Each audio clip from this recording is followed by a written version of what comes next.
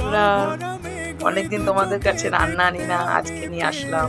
হঠাৎ করে ঠিক হয়েছে মেয়ে জামাই আসছে, তো একটু দেখিয়ে নিই। সবার আগে দেখো আমার জামাইয়ের পছন্দ, দেখো পায়েস, টা ভালোবাসে বলে একটু পায়েস। সবার প্রথমে দেখো ভাত, বেগুনি, আলু ভাজা, শুক্তো,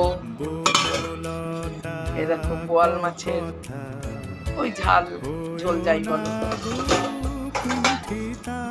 চাটনিটা এখানে, এটা হচ্ছে একটা ডাল, লাউ শাকের ডগা দিয়ে এই যে ডাল, এটা হচ্ছে আলু পটলের ডালনা।